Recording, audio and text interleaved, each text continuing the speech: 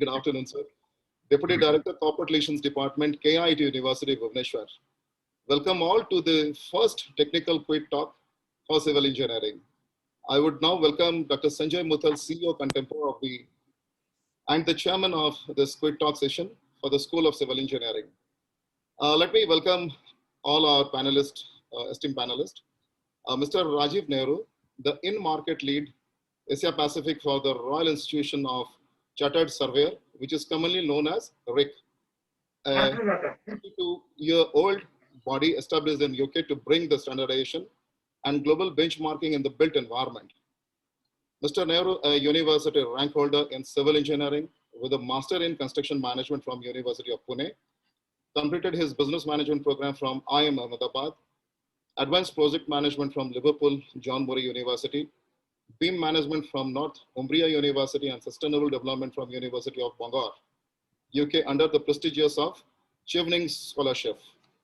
He has about 26 years of rich industry experience, worked in about 15 countries, and would have trained more than 15,000 professionals. Welcome, Rajiv, sir. I would welcome Mr. Ramnadh, Director in Project Management Business Line of CBRE in India, having more than 20 years of cross-functional experience in project management and constructions. He is responsible for business in Telangana, Andhra Pradesh, Kerala, Rajasthan, Andaman Nicobar, and Lakshadweep.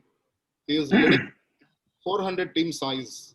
Mr. Ramnadh is an MS in Environmental Science and BTech in Civil Engineering, having rich experience across managing constructions of IT office, institutions, residential, hotel, retail, pharma, mining, industrial houses, and warehouse. An expert in commercial and technical evaluations apart from end-to-end planning of projects. Welcome, Ramnadh, sir. I would now welcome Mr. Sanjoy Ray, Head, P&M and Senior Vice President, Simplex Limited, having over 30 years of experience in infrastructure sector. His area of expertise are project management, infrastructure development, reorganization of business process, people management, and commercial organizations. A mechanical engineer from REC Silchar, trained in oil drilling, rig equipments, excavator, involved in most of the major plant coordinations process in marine walk projects, plant power projects, flyover projects, transmission line projects. And Mr. Sanjay has led plant coordinations work for constructions activities in piling, civil segment erections, road work, building, and flyover, and has delivered his excellence in countries like Bangladesh, Sri Lanka, Oman, Saudi Arabia, Abu Dhabi, UAE, and Qatar. Now I would welcome Mr. Sharwan Manocha, a management consultant, certified lead auditor for various international standards, served as Director Machinery Division with Castro Service, Kazakhstan. He served as advisor system development with ArcelorMittal, Ukraine. He is a JET certified master trainer and approved assessor for management system for QCI. Last 5 decades, he has been associated with plant engineering, operations and equipments, project management, quality management, safety and environment, automotive, heavy civil constructions project, including highways, oil and gas sector, automotive, port and defense. Mr. Manocha is mechanical engineer, postgraduate in business management and diploma in TPM. He has conducted more than 2,000 training programs, winner of many national and international awards, worked with MNC in Germany, Poland, Libya, UAE, Kazakhstan, and Ukraine. Some of the key achievements being consultancy assignments from certifications of ISO in some of the important ministry of Government of India, 5S certifications in Northern Railway workshops, productive enhancement, low cost automations, waste control measures, and multi-scaling drives in more than 25 MSME.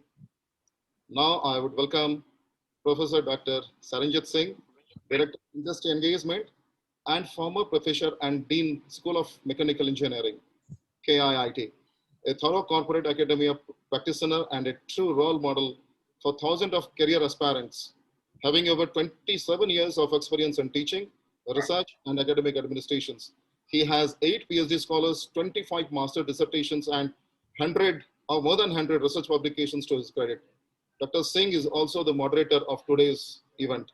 Hi, Singh, sir. I welcome Professor Dr. Sanjeev Maulik, our Dean for School of Civil Engineering, KIIT, having 18 years of teaching and research experience, and alumnus of IIT Kharagpur, and worked with IIT Kharagpur, Shastra University, guided 7 PhD scholars and many MTech scholars. Welcome and welcome one and all to this interesting quick sessions titled as Next Marking Transportation Sector, a Transformation Agenda. Ladies and gentlemen, KIT deemed to be a university located in Bhubaneswar, founded by Dr. Achyut Samanta. We offer undergraduate and postgraduate courses in engineering, biotech, medicine, management, law, computer application, rural management, so on and so forth. We are recognized as an institution of eminence in 2019 and ranked as #1 private university by ARIIA in 2020. KIIS is the sister concern of KIIT, which takes care of 30,000 underprivileged tribal students from KG to PG absolutely free of cost. Kontempore is a strategic partner of KIIT University and KweetTalk is a part to it. It started in 2018 as a knowledge management group. Kontempore today has transformed into a digital company which deals with knowledge and business solutions. The product and service under Kontempore flagship are leadership solutions, search, executive search, assessment, talent listing, and sourcing. In business solution, digital transformations, e-procurement and simulations. Kontempore has a very strong research and analysis function, which act as a foundation of all the product solutions and services that we offer. Going forward, I would certainly request Dr. Singh to moderate the event and take over from here. Over to you, Dr. Singh. Thank you so much. Thank you, Mr. Mrutyunjay. Thanks for such a warm welcome to me as well. I welcome all the speakers and delegates today on this platform. Mr. Ramnadh, Mr. Rajiv, Mr. Manocha, and Mr. Sanjoy amongst us. If you can count the total experience of the speakers today, Mrutyunjay, is more than 100 years. So that's how we are placed today. And I'm very, very excited to listen to the thoughts which will be shared by the... Saranjit Ramnadh here, so don't say like that. We feel that we are old. Manocha sir himself contributed only 50 years, 5 decades. Yeah, correct. It's difficult to abbreviate the whole thing, within a paragraph which I was asked for.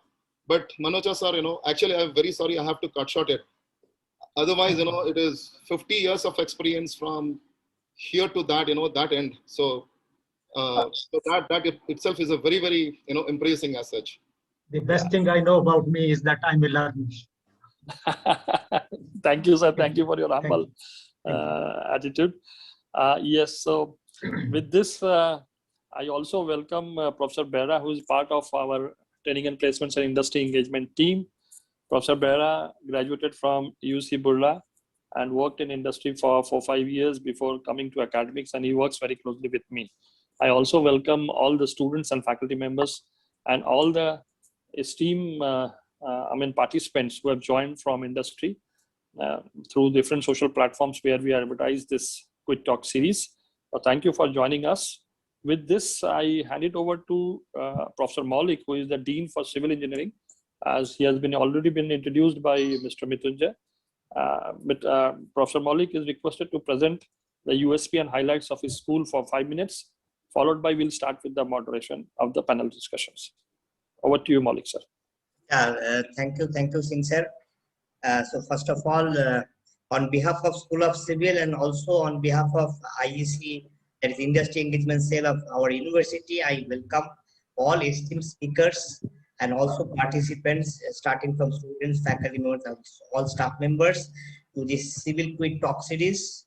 And this is the first talk series we are holding in this year. And on the topic is on next marking transportation sector transformation agenda. So in this, briefly I'll present about our School of Civil and mainly the USPs, right? So we'll start with the academic programs we offer. We offer 4 academic programs. One is BTech in Civil, and then MTech in 4 specialization, structural, construction management, geotechnical, and water resource. And also we offer PhD program, and also we offer postgraduate diploma program in construction management and infrastructure development. It has started since 2017 and with the association of Simplex infrastructure. And this is totally industry-based program. Okay, now I'll just switch over to our USP, that is state-of-the-art laboratories. We have 10 specific state-of-the-art laboratories, and here I'll just present major equipment which we have in our laboratories. So starting with structural laboratory, we have the universal testing machine. It's a very popular instrument in any structural lab, and it can test all these flexural strength of beam and then steel, the tensile strength of steel, and its capacity of 400 kilonewton. And other than that, we have this testing frame, where you can test your real beams and columns, and also pavement blocks. All such kind of things can be tested here. This is unique of its kind. Particularly this laboratory, in eastern part of India, other than IIT Kharagpur, we have all this major equipment here. And this is another equipment that we call a servo-controlled belting compression testing machine, where you can test real columns and real beams for their flexural strength or compressive strength, everything. So this we purchased only last year. So a lot of PhD scholars are now using this equipment. And also this equipment we are using for conducting a lot of consultancy activities. And coming to geotech lab, we have fully automated traction apparatus, and also direct shear test using data acquisition system, and also for consolidation test, we have odometer test setup, we have stiffness gauge, all such things, all state-of-the-art equipment. And in survey and geometric engineering laboratory, we have total station, GPS, and so on and so. Transportation engineering lab, we have Marshall stability apparatus, amplitude testing, ductility. So mostly you see we have all the state-of-the-art equipment which are needed for the industry. In environmental lab, we have BOD incubator shaker, water purification system where you can get direct distilled water, and also UV spectrophotometer using which you can measure any ions present in your water body, and also COD digester. And other than that, we have advanced computational facilities. And we have Plaxis 3D for geotech, right? Then we have ArcGIS software for remote sensing. Then other than that, we have ANSI, 3D CAD, building information modeling softwares, mostly by Bentley. So we have StatPro, and all the softwares available, we have in our laboratory. We have 2 laboratories in this regard. We have computational lab and also building information modeling lab.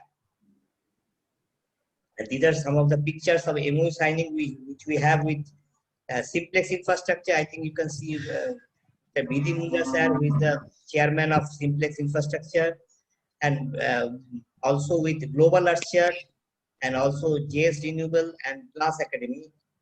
And recently, last year, we had MOU with Ernst & Young, and also with National Highway Authority of India.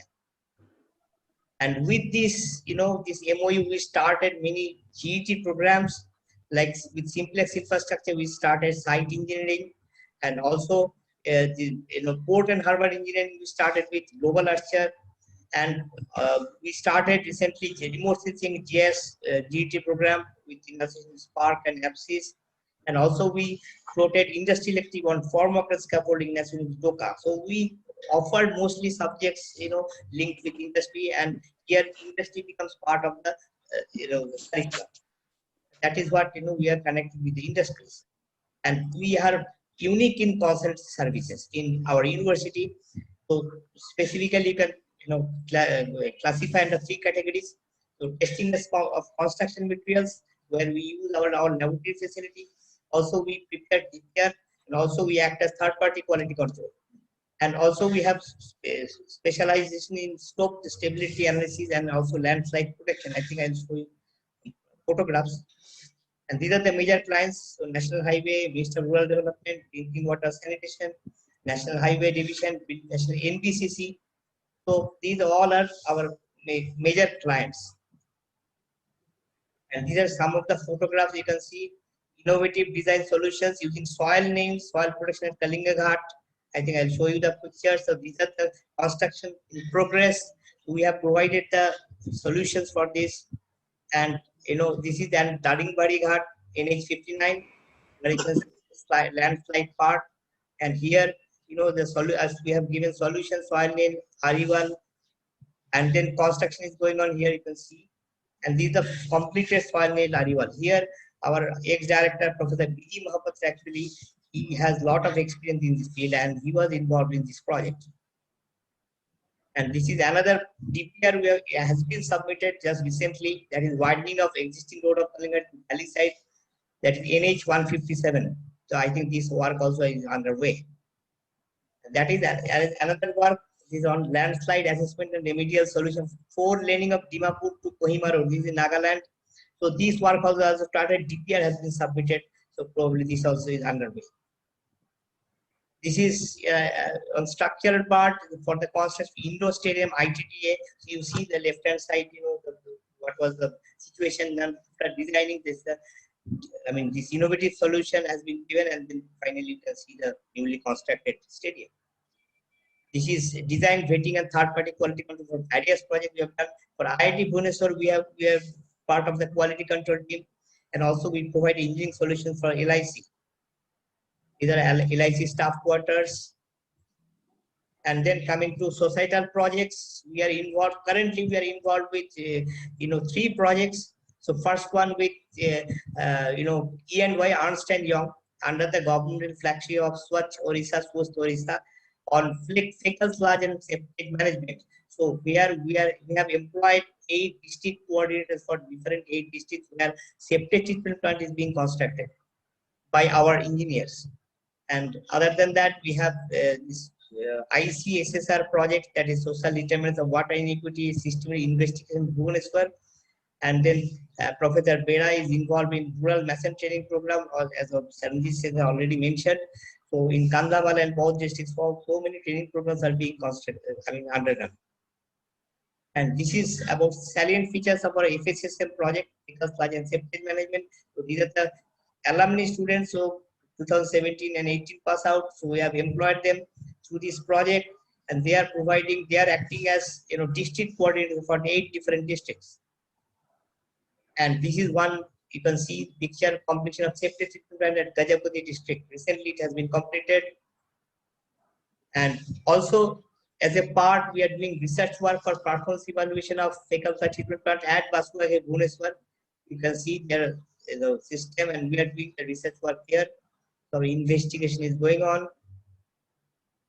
And then next, another milestone project we have got for 5 years duration, that is part of institutional social responsibility, that is with NHAI, and where we are adopting 2 stretches, that is one from 74.5 km stretch from Chandigarh to Bhadrak, another is 166 km stretch from Panikoili to Remulation. So we are doing giving suggestion on improvements in safety provisions and also continual maintenance, and we are providing localized solution. And this is 5 years project, and here also we can employ our students as student interns, paid internship. These are some of the pictures of these project sites. Yeah. Now coming to conference activity, we have conducted in 2009 international conference where around 100 papers were published as book chapters in Scopus Index, Pinjar publication, and almost 250 participants were there in 2019. And also we conducted the 9th international conference on sustainable waste management along with Jadavpur University, that is in the month of November, where almost 500 participants were there, and also we had participants from 25 different countries. That was a huge conference. And 2020 December also we conducted another, the second version of our conference that we call as ICR DSI, where it was held in online mode, where participants exceeded 350, and it was a huge success for us. Now also we had student chapters, ASC chapter, IC, Institute of Engineers, IST. Through that we conduct lot of site visits and lot of seminars, workshops, and so on. And then we conduct project expo for final year BTech project, where we invite experts from industries. And here you can see our BT Mundra sir is there, and that's why we engage in industries whatever activity we do in our curriculum. And this is another picture I have shown. This research on innovative materials in geopolymer concrete, where Professor Bera, I think you will be seeing. So here, almost 3 PhD scholars are doing work on under this, and the real road has been constructed. Real road has been constructed using this geopolymer concrete, and then evaluation is going on. Till it's going on. I think with this, I thank everyone for kind attention, and this is what the USP of our school, and I hope we'll be able to collaborate with all industries, and also we are in collaboration with all industries. And recently we are doing 3 GTDP program we call Graduate Talent Development Program. So one with Port and Harbour, that is with Global Archer we have started already, and also we have started in transportation engineering. So this time we have started, and other than that also we are about to start with the remote sensing GIS part. That is how we employ our students through quality education. So thank you so much. And thank you, Mrutyunjay sir, for giving me an opportunity, and Saranjit Singh sir. Thank you, and thank you all distinct speakers present here. Yeah, welcome, Malik sir. Thank you so much.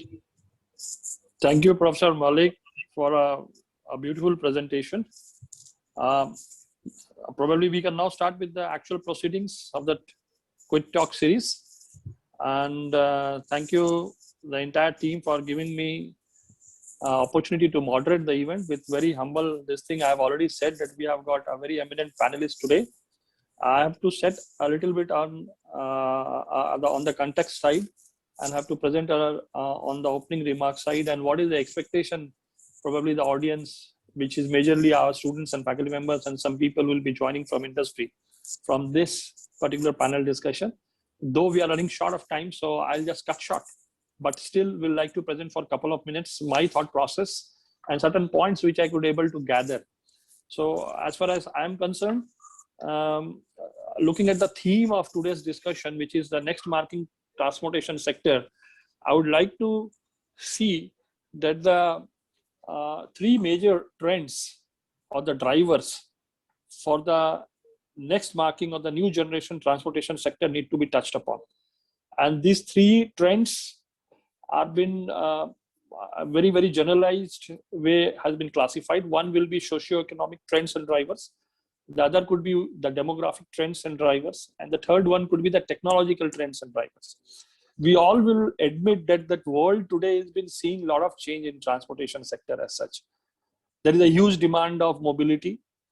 There are a lot of challenges also associated with this demand with respect to finances, with respect to emission norms, with respect to the volatile oil prices. The oil prices today has been a very hot topic been discussed in India as well.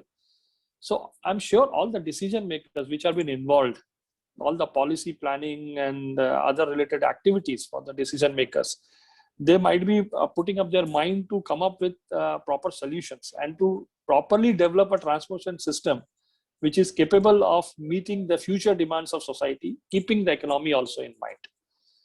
And those guidelines by the decision makers will be very, very important. Besides developing these mobility solutions, which I feel so, which has to be very, very adaptable to the changed world of energy dependencies, addressing social developments, the policy makers and decision makers are rested upon by a huge, huge task. Coming back to the drivers, which I said, so 3 areas which I feel so need to be touched upon as far as transportation sector is concerned are socio-economic trends and drivers, demographic and technological. So socio-economic will talk about, let's say, the kind of traffic which we are now today witnessing, the volume of traffic, the increased demand. At the same time, vis-a-vis the shortage of energy resources, the pressure on the renewable energy resources, the natural resources, the way the oil prices have been changing, the emission norms also, the CO2 emissions and fossil fuels, possibility of exploring the alternative fuels, and how to manage these existing transportation facilities and how to expand even as far as the demand is concerned. And with this, one has to keep in mind in an entire globalization also. Today we talk about globalization 2.0. So globalization 2.0, I mean to refer here, especially with respect to the developing economies like BRIC, like Brazil, Russia, India, and China, the way the economics have been developing. Today itself, I was going through a quote in one of the newspaper where there have been projection that 21, 22, India is again going to have a GDP of close to 12%, which is very, very astonishing. And is very encouraging as well. So the other driver, which I feel so has to be demographic, the influencer, you can say rather, and it's like, what about the aging population? There are a lot of cities where the population will be aging. Then there is a trend of household size getting decreased. Then overall the world population increasing. The trend of immigration pattern, I mean, how the immigration has been happening, all this is going to influence the transportation. Then this will lead to a dire need for clean urban transportation. So what kind of clean urban transportation will come into picture? Now, this is also coupled with how our lifestyle is changing, our purchasing power is changing. Vis-a-vis at the same time, the kind of climate change we are witnessing, the pressure on environment, the environmental concerns. And when we talk about all this, and when we keep technology into picture, a lot of security and safety measures and concerns also come into picture. So coming back to technology, which is the third pillar, which I feel so, definitely I would like to hear something also today from the esteemed panelists, that when we talk about technology in transportation, I mean to say the alternative fuels, the alternative vehicle concepts which have been coming as the electric vehicles, the hybrid vehicles, or let's say we are talking about compressed car. We've been talking about a lot of energy efficient technology. So how is going to influence this? The battery technology as such. Then when we again go to futuristic transportation systems, then we have to consider autonomous vehicles or the connected vehicles. And for me, I call autonomous vehicles as a laptop on 4 wheels. So the kind of data it will be churning out, the communication which will be happening vehicle to transport control systems or traffic control systems rather. So how the vehicles are going to communicate with each other with respect to control systems which will be controlling the traffic. And at the same time, the infrastructure, I mean to say the charging stations which will be required for these vehicles. We have been talking today something very, very futuristic. I mean, I was just going through it today morning and I saw there are a concept of self-healing roads. Self-healing roads are roads where the roads have been coated with certain bacteria which actually has been maintaining the quality of the road. I don't know, you all are expert people who can dwell a little bit on it. Of course, we have talked about solar roads, and there have been certain areas where solar roads have been constructed, eco-friendly roads as well, where using eco-friendly materials. And on the other side, on a very futuristic type, today we have been talking about Hyperloop, we've been talking about drones. Drones are very much now actively been involved. So how these are going to affect the future transportation. And I also went through a very latest technology today. We've been talking about underground logistics. Now this underground logistics, they call it cargo source terrain. So I have to explore more on this, but this is something very futuristic. And of course, when we talk all this, probably some of you can also discuss about LCA problems. Now LCA, the life cycle costing issues. For example, when we talk about a large fleet owners, and when we are taking into consideration a big time technology shift happening, and when we are moving from fossil fuels to electric vehicles, and there are large electric vehicle cargo systems which we are talking about. Now in that case, how the LCA is going to met with when we talk about the business models. So the new business models which are going to evolve, how it is going to affect the transportation system. And we have been talking about many emerging areas in computer science, but I also went through a very interesting article recently, which is they call as mobility as a service. So mobility as a service, when we talk about that is mass, is something probably is very, very enticing and exciting. So talking from contemporary transportation solutions, the pitfalls and the challenges and how to mitigate it from the policy planning side, alternative fuels, alternative vehicles, to very, very futuristic is what probably we can expect from today's deliberation. And I look forward to hearing all of you. With this, I hand it over to Mr. Ramnadh. Mr. Ramnadh, who is the director in CBRE. Over to you, sir. And we will definitely like to listen, at least for the next 5 to 6 minutes, your view on this new emerging and new marking transportation sector. Over to you, Ramnadh ji. Thank you, Saranjit Singh. So, you actually set, very high context. Thanks, I astonished what knowledge you have on this subject.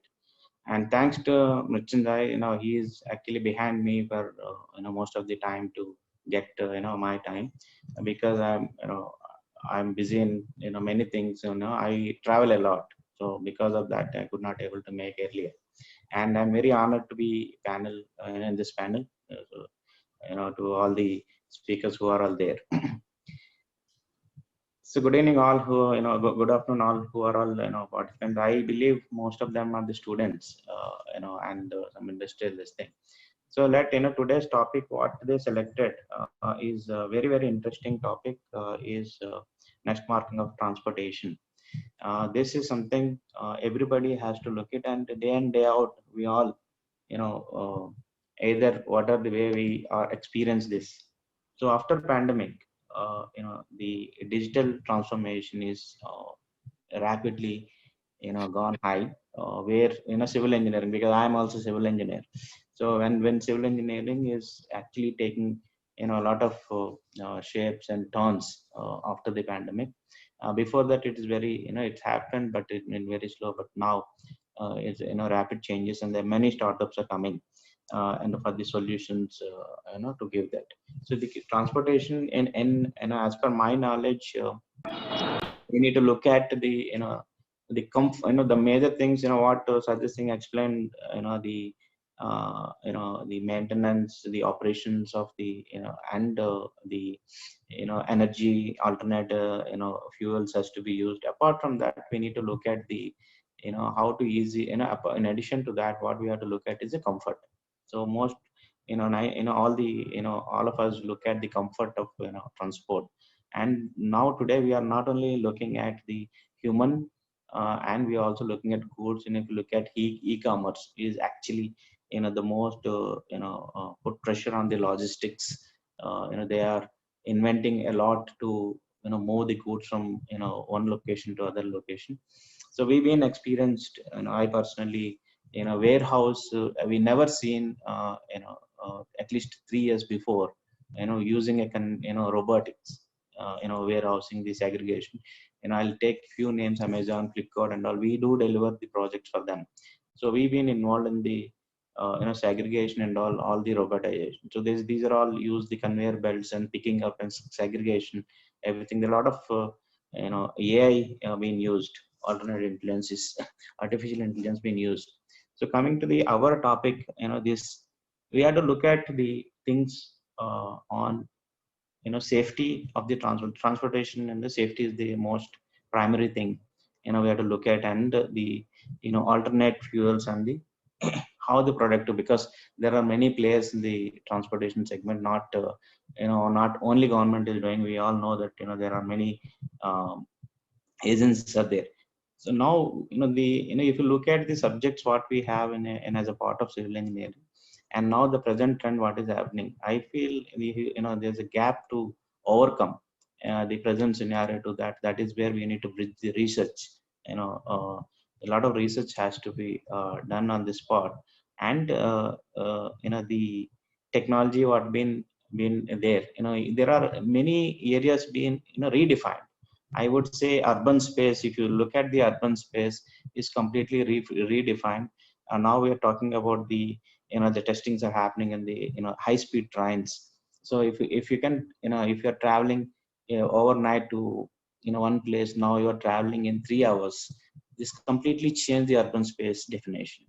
So it's a lot of evolution will come in the, tourism and the business trips. This completely will change, because the living, people will live in somewhere, and then they even travel fast to, do their things to be, get it done. So that we need to understand the dynamics, the requirements in the market, and how the evaluation is taking place. So the other thing is what, in one of the government project, when we are discussing, in Hyderabad, the government, and I am the part of the, discussion panel. What the challenge put in front of us is the last mile and first mile connectivity. When you are designing a metro, or any transportation. So how to connect the last mile when anybody stepping out from the home and reaching to the metro station, and after getting down and reaching to the office or his business place, how it could be connected. So that is needs to be solution. Again, he pick up some again his own car or bike, and again he'll get stuck in the traffic. So Yeah. that milestone connectivity is very, very important aspect. So we evaluated like ropeways to be connected with the cable cars. That would be the Okay. right option. Or we have to go, you are looking at e-bikes and all, they're Yeah. putting e-bikes and all. So these are the never nobody think before that these are all now taking shapes in this particular area. So now looking at the policies and standards, if you look at whatever standards and testing procedures, you say, I could see there are a lot of equipment available, in the presentation I see. But apart from that, is there any testings and whatever the, the new way of transportation thinking and new ideas are coming? Are we enough equipped with that, execute? Are we have enough skills to, execute that? Are we have, experience of, do any lab tests on that? So that lot of infrastructure on this side is to be improved, and our own standards, like whatever you talk about IS standards and all, needs to be upgraded a lot, because these needs to be redefined again, to look at the whatever we are talking about the future transportation. And earlier we used to see there are three types majorly: surface, air, and water transportation. But now people are talking about hybrid transportation. This is like one thing is move, it's like a cabin, or it's like something, you have your own portable cabin that moves on the surface and flies and again gaze into the water. So these there are many companies already put up their research launches in different platforms. If you look at those things, they're very near future, these are all things come and hit experience, we all of us will going to experience. So then how these will be maintained, how these will be when going to the mass production, so how these make more economical. So these things needs to be looked into that. In my perspective, look at the olden days, is the land, energy, and money is the power of economic. But now today's global economy is the knowledge and the ideas is only the the drive the economic power. Absolutely. So so now look at the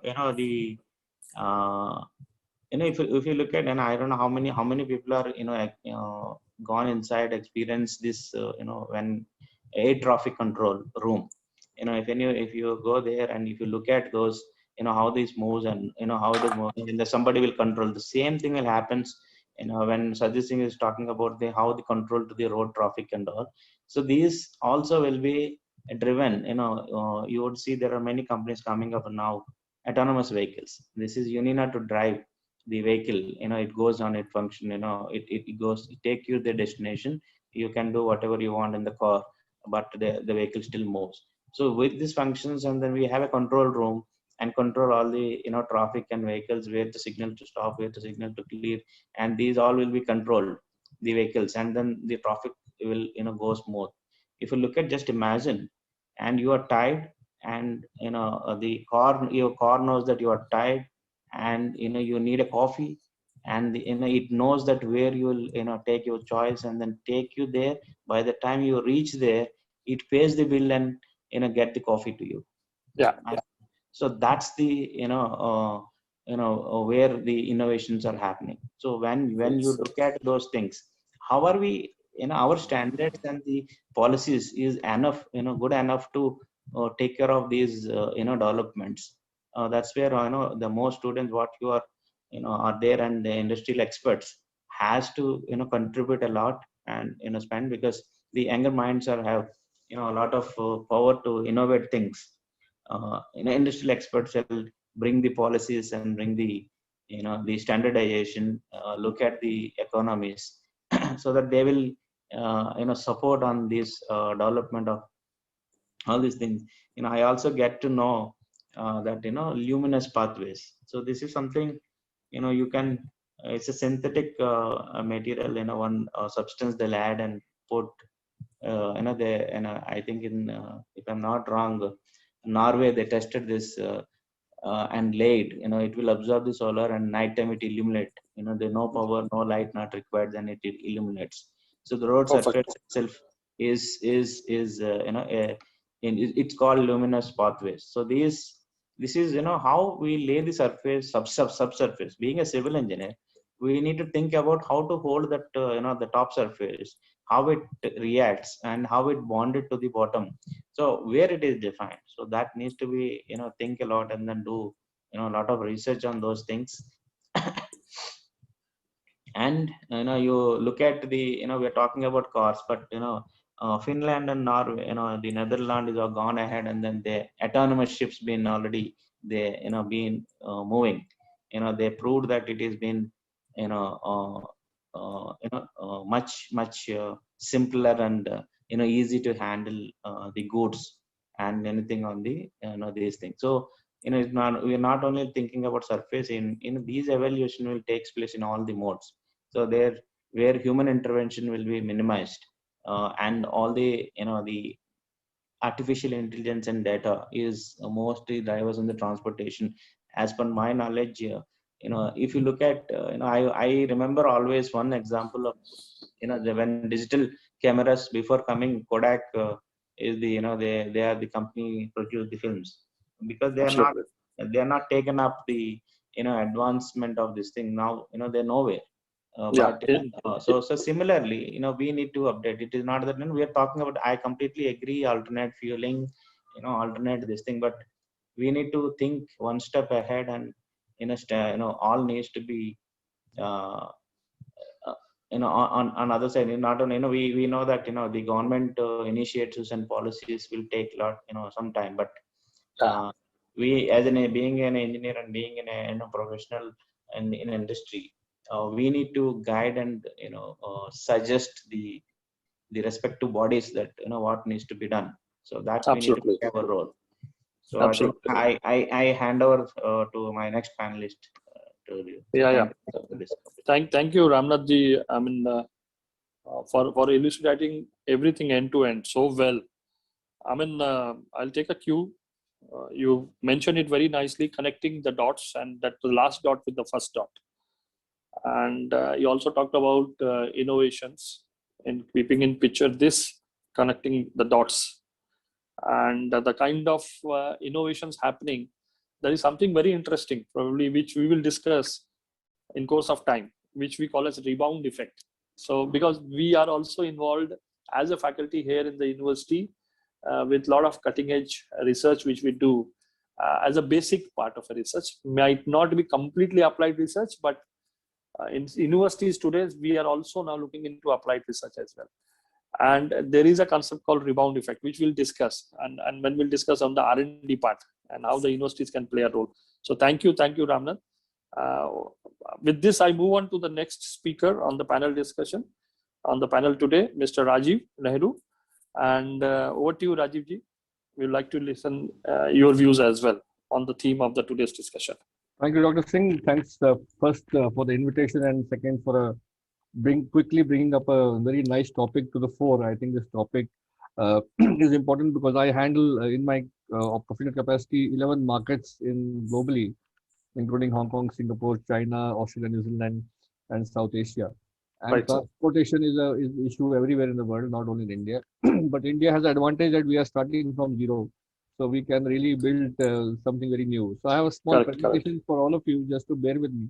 I'll just bring in my presentation here. Just a minute. Yeah. So this is a quickly prepared presentation from mind.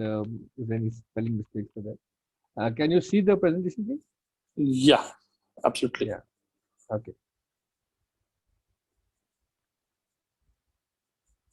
So very aptly thought topic on the next marking, because We think that we are quite there, but probably when it comes to the real life situations like this, we really have a problem that we have issues with traffic. We have because I was just reading through some reports. We have 32 modes of transport on the Indian roads, Okay. including Belgadi, and rickshaws and tuk-tuks and hand rickshaws. So 32 modes of transport we have to deal with when we are doing traffic planning. Yeah. And and one fine day, one bullock cart also comes in from the village and gets and with its thin wheels on the bitumen roads cracks them apart. So that also you have to take care. Yeah. And we have a lot of funny people especially in Delhi, who do reverse on a flyover. So we have to take Yeah. care even of them. My God. So I think you have to be a god to plan all this, but of course, as a transport planner, one has to have the major things in mind. So basically, three things we're looking at basically is the multimodal transport system, the multi-sector transport system, basically the sectorial demands like for freight, for emergency goods, and for general deliveries, and the multi-problem system because there is an issue which relates to primarily the policy element of it. When you talk about the policy element of it, we have the National Urban Transport Policy 2006, very interesting policy. Now, if you know, we have 147 million vehicles in India.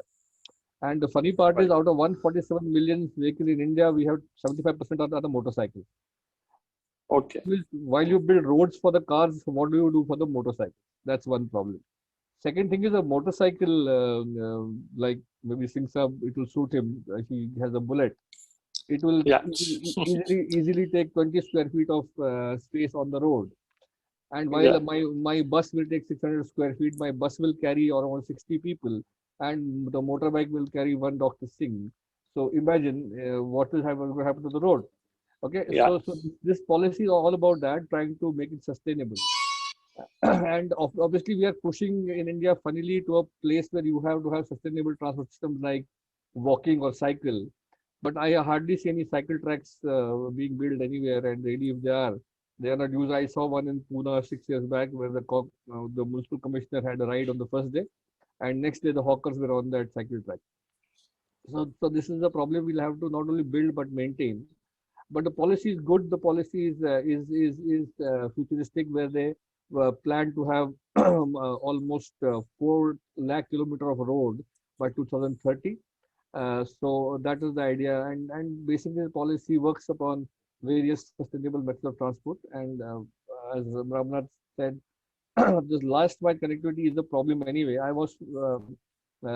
If you see the history of transportation from where we have come to where, Yeah. if you know the London Metro was built in 1908, and the Delhi Metro was built in 2008 or maybe 2005. So 100 years later, we thought we need a metro. Although Calcutta was little ahead, but to make 30 kilometers of metro in Calcutta took almost 16 years. And because I was ex that company HCC who built that metro. So because at Yeah. that time, in a place like Calcutta, where if you have a blast of more than 50 hertz frequency, the buildings in Chorangi start crumbling. So Yeah. how does one take care of the stakeholders? So there are a lot of challenges in India which are not there in the developed countries. Where the biggest challenge is here, everybody has a say as a democracy. So Yeah. and so when you build infrastructure, then you have to sometimes look at the larger good than the short term bad. So Yeah. anyway, this is the history of transportation in India, and this is what we are talking about. When you make a metro, the basic challenge is the first mile and the last mile connectivity. In many places, they have areas which are doing it. For example, in Delhi, they have, especially in the Lutyens zone, they have these we can say e-mobiles, or they have, like these carts, or which move, e-bicycles.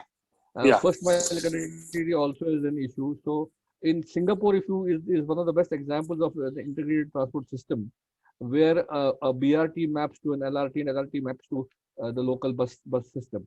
So Yeah. that's the element of this last mile and first mile, which one has to think about it.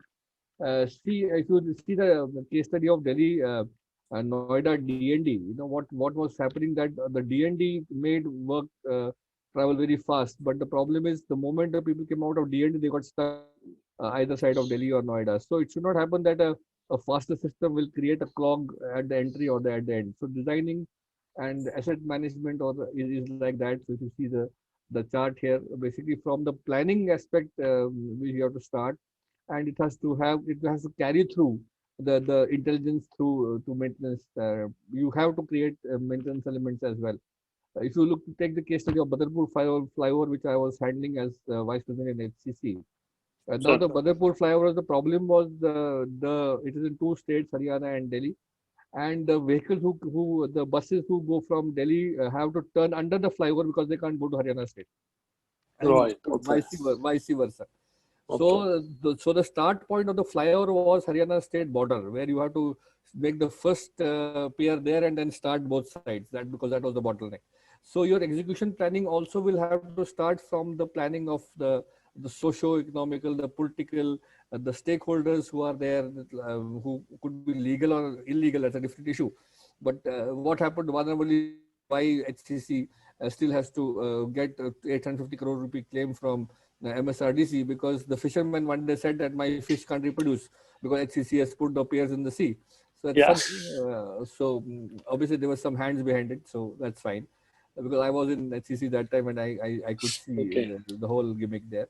So it's not simple. India, in fact, if you do a good transport management in India, you will be the best in the world, because other countries are actually very simple.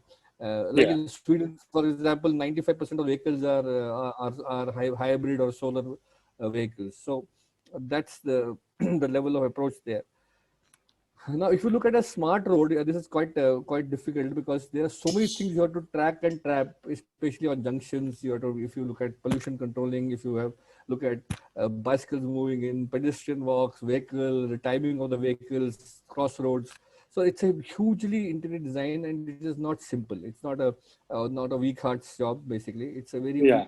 a very specific, very hard science actually. A lot of simulation has to be done in terms of especially such a road, and this road is very common in a place like Gurgaon or Delhi, so it's nothing that is hypothetical. So idea is that how does one look at it? So it's not only engineering, it's behavioral. How a person, how a rider behaves in while driving. For example, if you go on the expressway, all the trucks are on the right side where they are not supposed to be there. So it's all linked to behavior. We go to Singapore and see how the same behavior will change. So it's more of Absolutely. engineering is the hard side, but behavior is the soft side, which is equally important. So all that has to be put in the planning aspects as well. And now we all have a visualization of things through a tool called BIM, the Building Yeah. Correct. Modeling. And BIM is a very important tool which we are using at a lot of metro stations, because a lot of things are underground and not visible. I was using BIM in tunneling when in HCC, and this gives a 3D, 4D, 5D model. When I say a 5D model, it is basically length, breadth, depth, cost, and time. So 5D model, you can go to 6D quality, you can go to 7D specification, you can go to 8D sustainability. You keep on adding the D's, dimensions. But it gives you a visual understanding of the cross section, which is especially not visible, say, in an underground station. It's a very exhaustive tool. Very exhaustive tool. It's a good tool. Basically, it's an environment. You can use Rivet, you can use Navisworks, Yeah. Econex, Bentley systems, Correct. and other tools. Because 2 years back, I mean, we started with BIM Center of Excellence here in School of Civil Engineering. Okay. And when we started to teach this as a part of our curriculum, and apart from the classroom, this thing also beyond the classroom as well, I was unable to find resources. I mean, it was not commonly available. But anyways, we have been teaching a portion of it with our students, and we are making them industry ready. The back office of the world is in India for BIM. Correct. All the Middle East designs are being made in Coimbatore and in Chennai, so don't worry. Yes. Yeah. And the thing here, the BIM is basically LOD 100 to LOD 500. So what is the detailing you need to go is something challenging, like the LOD 100 basing the pre-design, and LOD 500 is the as-built design. The problem only happens in BIM in India is that the architect and the BIM designer are separate. But in other countries, the architect is the BIM designer. So there is no time loss between the architecture and the BIM design. Right. I did BIM implementation in India first time in a project in 2014.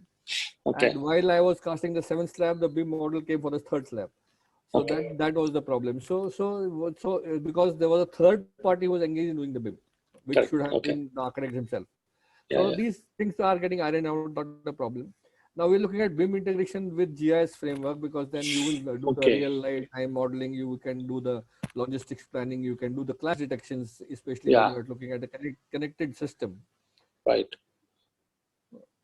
And then as you're thinking, there are a lot of powertrains coming up where we have hybrid vehicles, we could have light materials, we could have connected vehicles, we could have shift in mobility. So just making roads may not make a difference. A lot of electronics, instrumentation, robotics, AI, machine learning will come in place here. So it's not a science only civil engineers would look at. It's, I think anybody who is interested, it's a very large science for that matter. Yeah. And then IoT is the core of Internet of Things. I was one Mr. Sanjay Gande, IIT Kanpur director. IIT Kanpur. Yeah, so I was, I mean, he's friends with me. So we're talking about, he did a project in something like 2005, how to track a train and know its location. And today it's common knowledge. So for them, for 3 guys, it was a PhD project. For today, it's very common. Okay, so how the time creates intelligence is one more thing to see. Especially in IoT, IoT is picking up a lot, and the basic forms of IoT we know are maybe Siri and Alexa, very basic forms, very basic forms. So this is the future of transportation which is going to come. We have an example where Siemens have set a 4,000 kilometer e-highway, where they have made an electric highway with electrical energy generated from solar.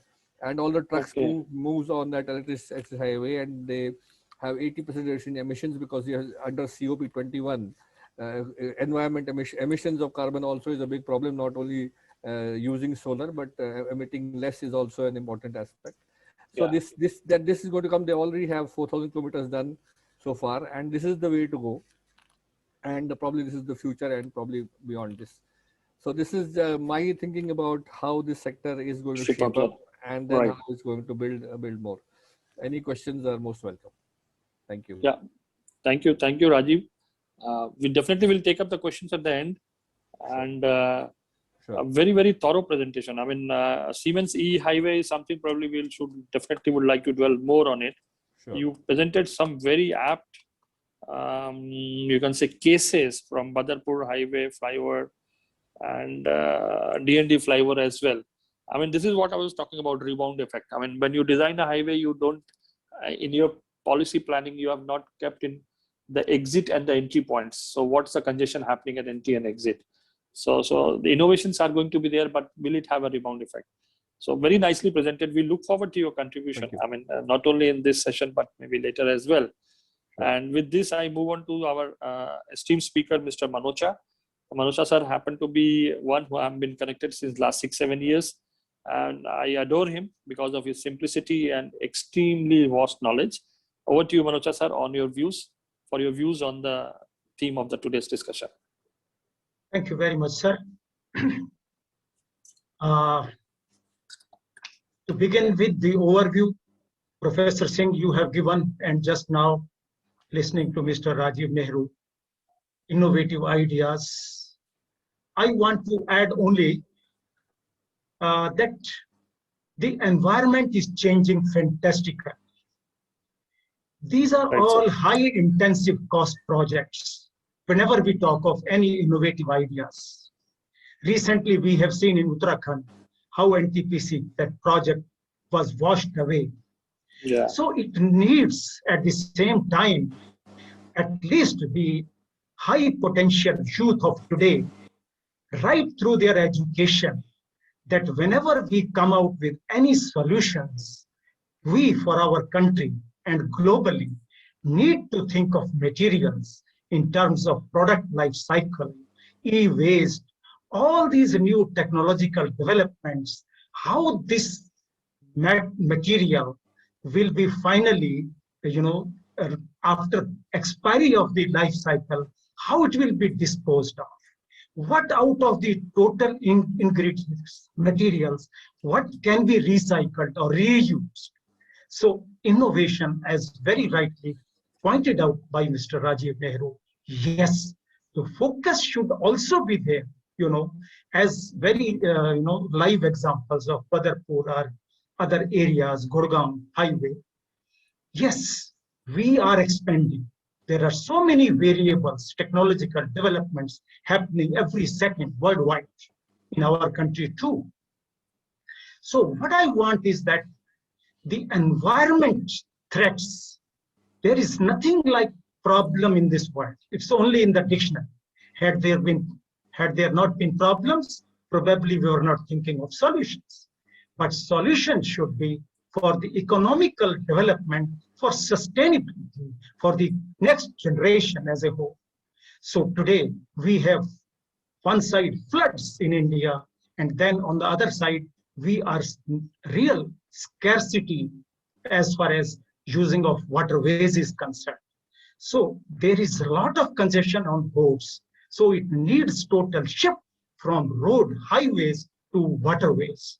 How to convert the threats of floods into better systematic streamlined waterway system, because there the hauling cost, the per ton freight charges is far less. And even when we talk of airways, airlines, the lithium ion technology for long-term travel, we need to further do some research on that. So this next generation, this youth, in their education, I think they will be doing all miracles with our maturity, handing over baton to them in a new technological step forward in India. In India, we have done phenomenal changes as far as indirect tax streamlining, then Atmanirbhar Bharat, Make in India. So many initiatives have been done. And thus, it is far more important, rather a compelling situation for logistics sector, how we can cope with this situation. Even we have seen in COVID times, if some life-saving drug or some other PPE have not reached in time, it was a scarcity, and there were so many issues. Human being at a large was at stake. So logistics is far more important. So whenever we think of innovation, we should not only think of opportunities, risks also, and the action plan to either eliminate or mitigate those risks would be the watch. I have seen even in Nehru Place, in Connaught Place, people have gone abroad, they have designed, they have made system, but there is no place for traffic. They have not thought of what kind of people, how it will be there after 5 years, 10 years. So we need to have an approach, not only as a short-term basis, as a long-term basis, also thinking how it will look like after 20 years, 30 years, because so many cost-intensive projects should not be washed away because of the threats of the environment. What it used to be in July, it is now in March or April. So things are changing globally. So all these things, I think, these challenges, as I told, there is nothing like problem. All problems have solutions, and we must think of technology, as rightly pointed out earlier, IoT or blockchain or other, artificial intelligence. Those are the way outs. They provide us solutions. But the problem is that implementation must be thinking of risks as well. That is what I want to say, sir. And this reminds me that Dr. Edwards' theory, the continuous process improvement, is ongoing, unlike the process where there is input and output. So we must plan and taking the past learnings into action. So that is what is important, and that will be the future. Thank you very much, sir. Over to the next panelist. Thank you, Manocha, sir. I mean, very aptly bringing in the new, dimension to these discussions which we are doing, and of course, it's very, very exciting. I mean, if you go through all this sustainable development, cleaner production engineering, or cleaner design and engineering. It gets reminded me of certain things which have happened in West, and probably India has also implemented those as a part of policy, which I agree. For example, polluters pay principle, triple P. So this cost has to be embedded inside the cost of the product as well. And you talked about e-waste management. You talked about waste management in general. You talk about the 3 R's. What we teach to our students also: the recycling, the refurbability, and the remanufacturing. All this need to be taken into consideration whenever we are designing anything, or whenever we are implementing or incorporating any project. The risk involved with that and how to mitigate those risks. And very nicely, you have mentioned about continuous improvement principle or theory, which is a part of the management. So we teach also to the students as a part of our certain subjects. And I do take little interest in quality engineering and management. So it was very exciting to hear about Professor Edward Deming concept of continuous improvement, probably which you mentioned. And yes, these aspects cannot be neglected. And you mentioned about a very tragic incident, an accident which happened at Uttarakhand recently with the NTPC project. So the environmental aspects becomes very, very important, no doubt about it. With this, I thank you, and I move on to the fourth speaker of today's panel discussion. And we invite Sanjay sir to share his views. He comes from mechanical background. He has been connected with me also from last 7-8 years now. I've been very, very closely connected with Sanjay, and been mentoring his son as well. Has an opportunity of talking to his family. He's a part of our extended family of KIT, because KIT has been working very closely with Simplex. I have to mention it here. Thank you to Dr. Mundra, who has been one of the, chief, you can say, a motivator here at KIT, has visited KIT so many times. And we do have many common programs with Simplex. Thank you, Sanjay, for blessing us with all those in last 6-7 years. Over to you, Sanjay. Pleasure, sir. Pleasure. So over to you, Sanjay, Mr. Sanjay, to listen about your views on the theme of today's discussion. Yeah, good afternoon. My co-panelists have all said most of the things which, regarding this particular topic. Now, transportation as such is actually, basically, as we all know, is the symbol of the civilization. Now, every day there has to be a development on the transportation sector. In India, we are developing, myself being associated with a construction and project management team. I am very much connected with a lot of this road, rail, air, as well as your water transport projects, which are basically the 4 major components of any transportation industry. Now, if we see, Dr. Singh, if this agriculture and industry are the body of the economic growth of this country, then transportation has to be the veins of the entire body. So we need to have a major showcase on the transportation, as you are rightly doing in this forum. And the generation which is coming behind us actually should be very well associated with the development of the transportation sector. The new things which are coming into the transportation sector, keeping the basics very, very correct. Actually, the major issues with our country is that we sometimes forget about our basics. We go on with the development, but we forget about our basics. Now, during this entire discussion which has happened till now, one of our co-panelists, Mr. Rajiv Nehru, has given a very correct concept on the development of transportation, is getting actually jolted basically by the democratic approach of this country, of all of us. Everywhere we say that let us do something tomorrow. If you see most of our road projects, he correctly pointed out that about 4 lakh kilometers of road should be ready by 2030. Now we are telling our honorable road minister, transport minister has been saying that 30 kilometers of road a day. So which is a very good proposal, but are we really on track on that? Wherever you go, wherever you go across the country, you see in most of the places, some part of the road is yet to be built because there is a land acquisition issue. And I am from the state of West Bengal, and this is a huge crisis here in West Bengal. There is a huge crisis of this land acquisition, which is jolting the entire development program of this road. Not only West Bengal, if you go in interiors towards the northeast and Assam, still we are behind.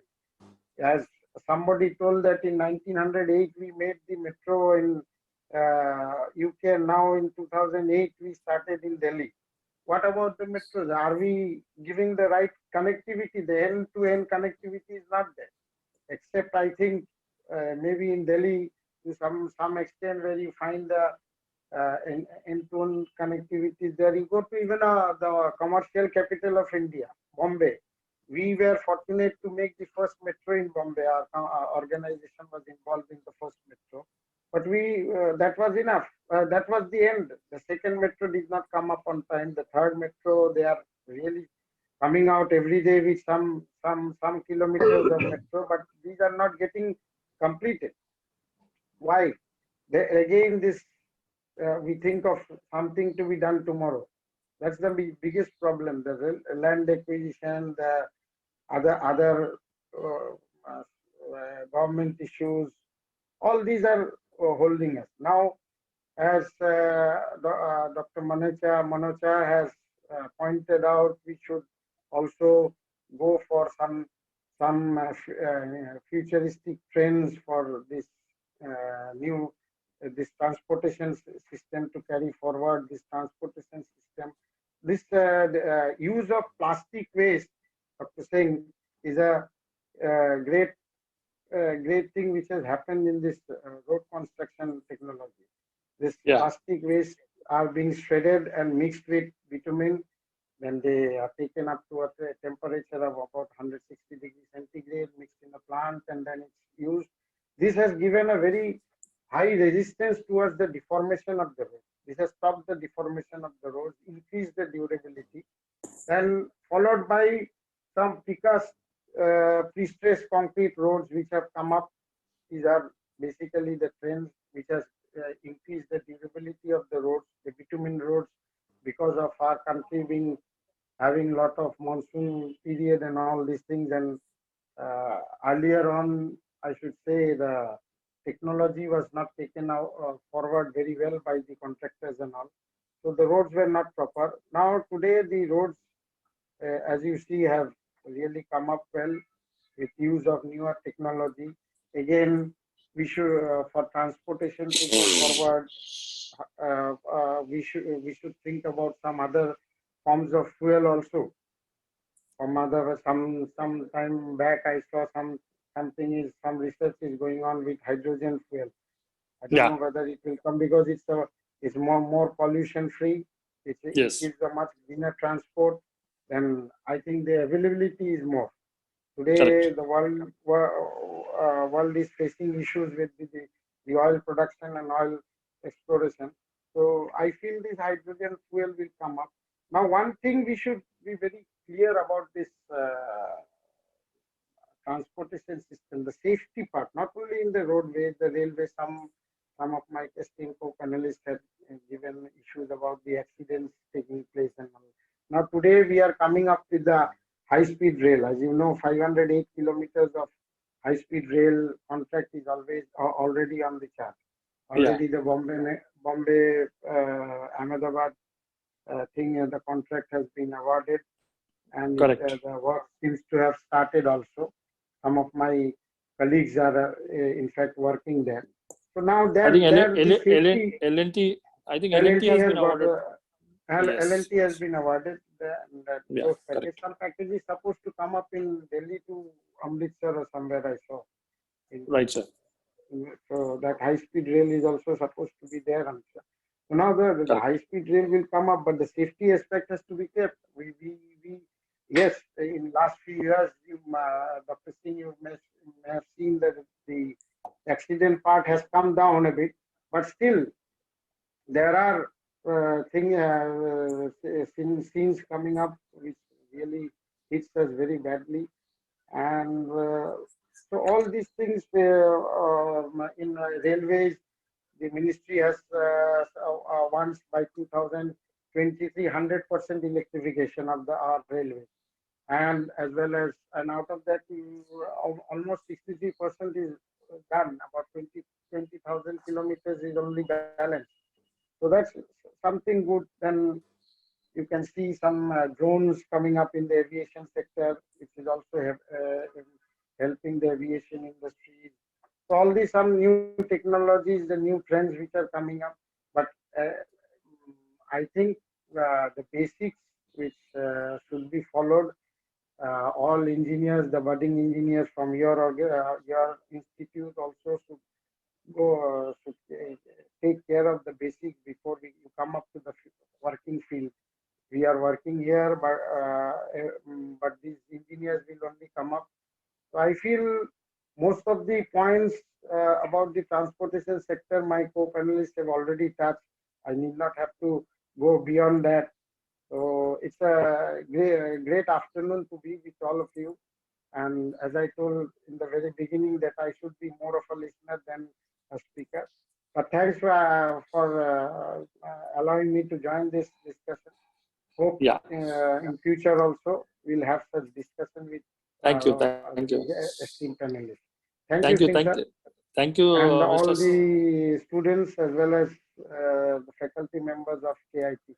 Yeah, thank you, Sanjay. I mean, good that you have brought in another dimension. Though, if you recall, when I was been talking about the three pillars, I talked about socio-economic, demographic, and technology. Purposely, I didn't want to put socio-economic, political issues. But you have brought in that also because that is very, very important. The third actor, the government, that the policies, and definitely the DNA of our constitution, the way how we actually live in India and how we've been governed by the constitution and the democratic fabric. There has to be, I think, some change. I don't want to put into political this thing. Some change has to happen because you have been plagued with land acquisition problems. All of you, those who have worked in those companies. Lots of issues are there. Lots of issues are there. But on the positive side, which we are striving for this development. Dr. Singh, we are striving to go ahead with this transport. This transportation sector has to go forward for our trade, commerce, industry to develop, or anything to develop. This transportation sector has to go forward in a big way. Now, if everywhere we just punch down the thing, then it becomes absolutely difficult to go ahead with it. Yes, we are thinking, we are having the planning commission, planning lot of money also has been focused on the roads and railways, but really are we really going ahead with this? That has to be given a big thought actually. Yes. Particularly in some states, I am telling you, particularly in some states, it's a problem. It's still a problem. May not be across the country, but in some states, it's still a problem. Absolutely, I agree to this. So with this, we would like to move into the next segment of our discussion, where probably we'll be very humble to listen from you on certain questions, which we'll be asking all of you, and keeping paucity of the time in mind, because we wanted, though we started some 15 minutes late today's session, so we'd like to keep little bit short as far as your remarks on certain questions which I will be posing to you. If you can keep it to 2, 3, 4 minutes to be very precise. My first question will be to Mr. Manocha, and the question is, why transportation sector is in the cusp of transformation? So what is your view on this? Why transportation sector is in the cusp of transformations? Right, Dr. Singh. We have all discussed. Correct. So in the wake of several policy decisions launched by Indian government, it is a nationwide implementation for rapid growth. Now, this all can happen when there is an adequate capitalization on the opportunity side to hold this promise for an efficient, integrated, and buoyant economy. Right. And hence, logistics industry, transportation sector obviously becomes a critical enabler and facilitator on this journey towards economic growth. What we had planned or what we have thought of can only get implemented once the total robust logistics sector is given due recognition and importance. Yeah. For this economic development, which is a dream, the way we want to move forward. Yes. So to boost the Indian economy, we talk of smart city initiatives, we talk of clean and green environment. So all this can happen, obviously, when the robust logistics system is in place. We need to think on this, utilizing country's potential, and there is no dearth of intelligentsia. IoT, blockchain, big data, cloud computing, so many technological developments have taken place. What I have seen in 1978, it's not happening even in India today. When I visited one factory in Germany, all material movement was automatic. Whenever anybody was crossing, this trolley was stopping on its own. The moment the passage was clear, it was moving. It was going to the correct destination. And in second shift, all robots were working. So, but nevertheless, we have a lot of potential. We have a lot of strength. So we must use our technology, may it be international trade, energy, oil, mining, coal, aviation, automotive, anywhere. I think the real progress will come when there are this planning, implementation, checking and audit. This PDCA cycle gets implemented nicely, maybe phase-wise, because these are all capital-intensive projects. But idea is we must start forward. We must move forward. Thank you. Very nice. Thank you. Thank you. That is why the transportation sector is the cusp of transformation. Yeah. Thank you. Thank you, Mr. Manocha. I mean, good point you have brought. The PDCA cycle, the end-to-end, I mean, PPC, the planning, production planning and control, whatever we also talk about. And I take a cue from you and then I move forward with my next question to Mr. Sanjoy.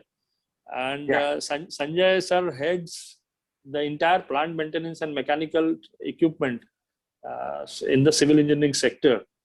And the question is, what are the new trends that will define future of transportation sector? But sir, I would like to ask one thing beyond this also, keeping in view which you've been managing. I mean, you are the head of the entire plant maintenance.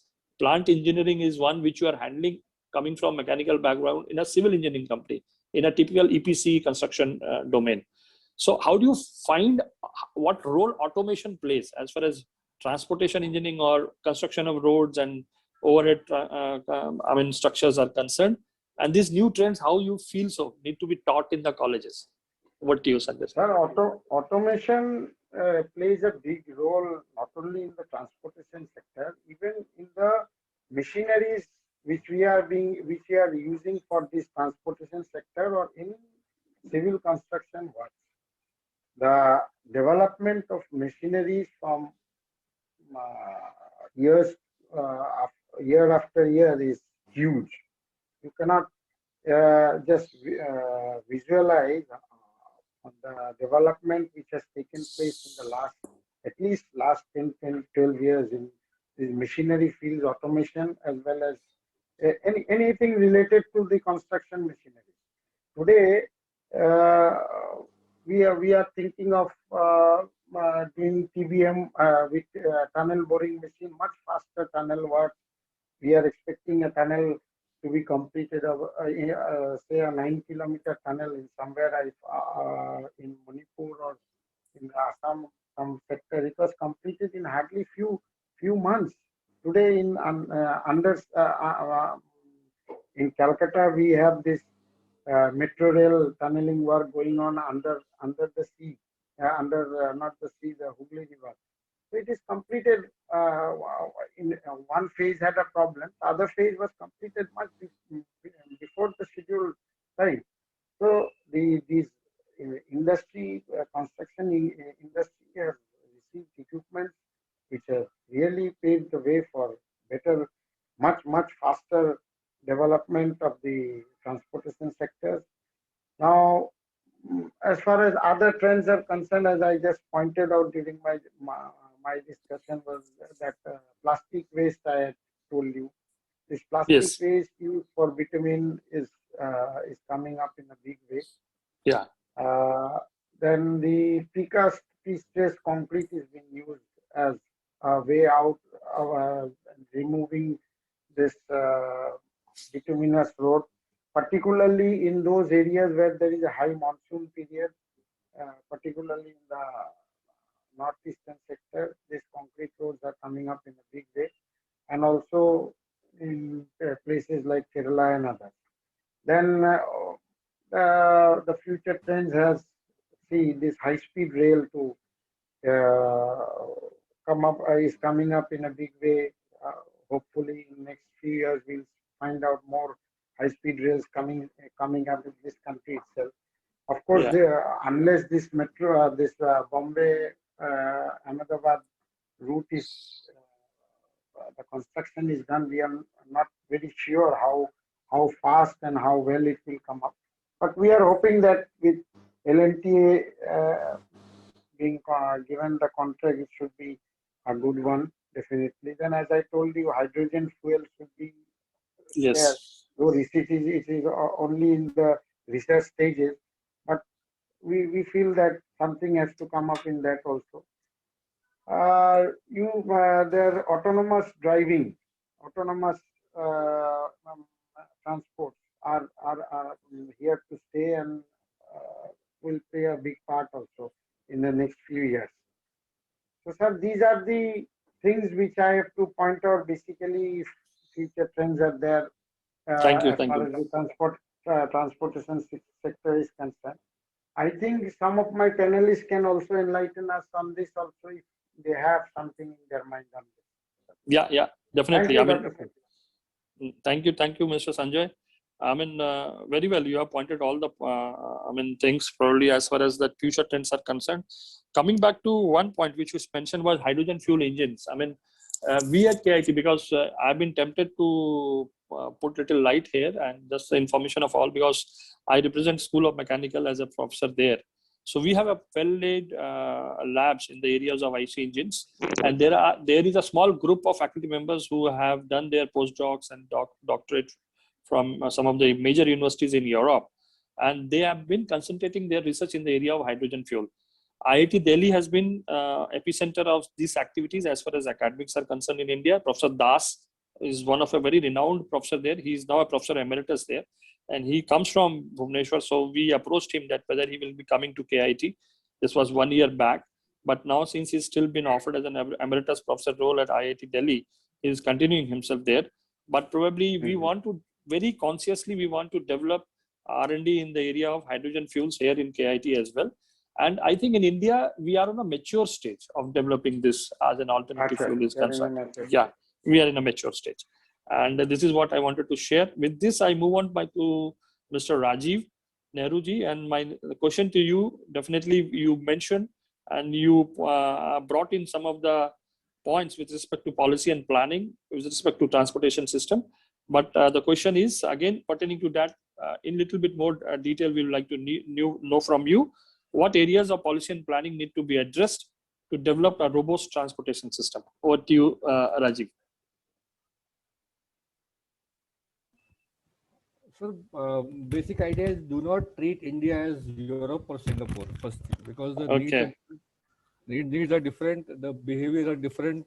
We always want to drive on the rightmost lane, whether we are going at 20 or 30. So this is a behavioral issue. So that's one. So policy has to reflect the people of the country. That's one. Second thing is the policy has to first of all give answers to the short-term agenda and have solutions for the long-term issues. Okay.